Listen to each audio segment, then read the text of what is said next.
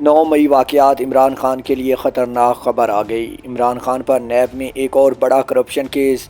शहबाज शरीफ की लंदन वापसी, अंदरूनी कहानी सामने आ गई। तफसीलात जानने के लिए पूरी वीडियो देखें। चैनल को यूट्यूब पर सब्सक्राइब जबकि फ़ेसबुक पर लाइक फॉलो कर लें।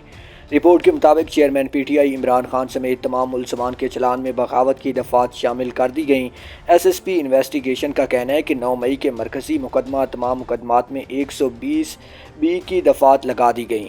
चेयरमैन पीटीआई इमरान खान की जाए वक़ुआ पर अदम मौजूदगी की बगावत पर उकसाने और मनसूबाबंदी के शवाहिद मिले।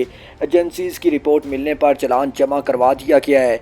चलान जमा करवाने से कबल प्रोसिक्यूशन के तमाम एतराज़ात दूर कर दिए गए हैं। सराय का कहना है कि चेयरमैन पीटीआई पर टेलीथॉन के ज़रिए जमा फ़ंड्स के गलत इस्तेमाल का इल्ज़ाम है। उन्होंने अगस्त 2022 में टेलीथॉन के ज़रिए फ़ंड इकट्ठे किए थे। सराय का कहना है कि नैब हेडक्वार्टर्स को इंक्वायरी की मंजूरी की दरख्वास्त मौसूल हो गई। नैब रावलपिंडी ने केस की शिकायत की तस्दीक करके इंक्वायरी में बदलने की दरख्वास्त दे दी। लंदन में जुमे को मुस्लिम लीग नून की क़यादत की अहम बैठक होगी, जिसके लिए साबिक वज़ीर आज़म शहबाज शरीफ का एक दिन पाकिस्तान में क़याम के बाद ही अचानक लंदन वापसी का प्रोग्राम बन गया है। सराय के मुताबिक शहबाज शरीफ नवाज शरीफ के लिए अहम पैगाम लेकर एक मरतबा फिर लंदन जाएंगे। सराय का कहना है कि मीटिंग में नवाज शरीफ की 21 अक्टूबर को वतन वापसी समेत दीगर अमूर पर भी अहम मुशावरत होगी।